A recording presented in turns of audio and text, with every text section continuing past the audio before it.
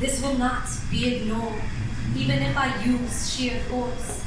I give you the fucking key. Somebody please help me.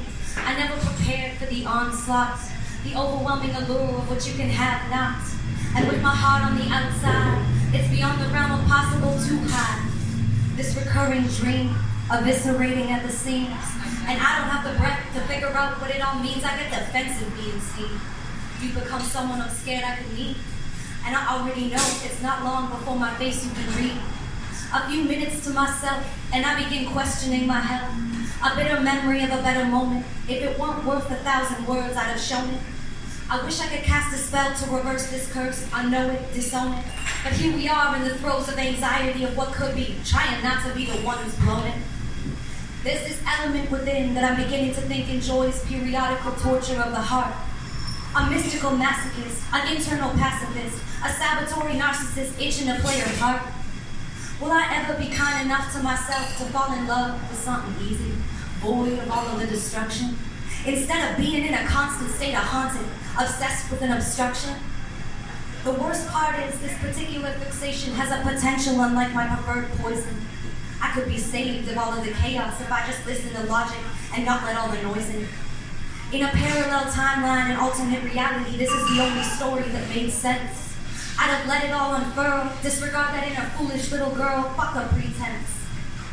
But I've always known that I'm fragile and finite, plagued with questions like why not and what's right, consistently in a position to define someone's darkness along the spectrum of light, an absurd amount of power for a pessimist, never been one to lean towards the fight.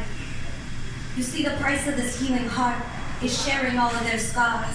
I've been searching for answers in the alignment of the stars. I can be the damned or their salvation.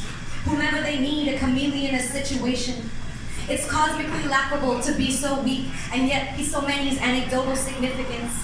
I appreciate the irony that often those with little faith in themselves are the universe's vital participants. So the joke's on me. There's no relinquishing accountability. Just as it's been said before, with power comes great responsibility.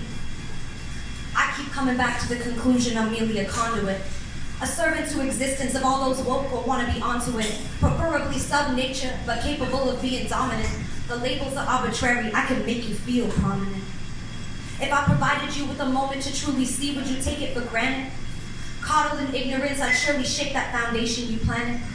Becoming your hurricane or novocaine, I'll satiate the dragon I've been chasing. I find I can continue falling in love if it's not my problems I'm facing.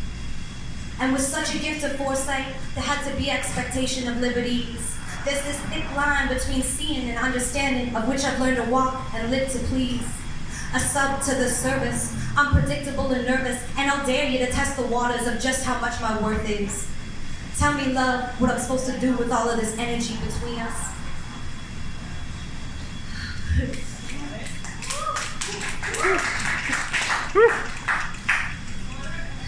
I wonder if things may have been different if that night someone had seen us. I find I fall for things among the variety of fucked up.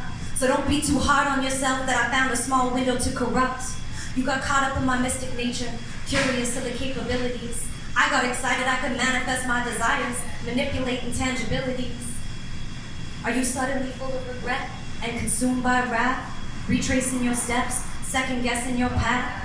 Exponential love without limit or condition, well, it must come with a toll. At the door, check your soul. Welcome to Alice's rabbit hole.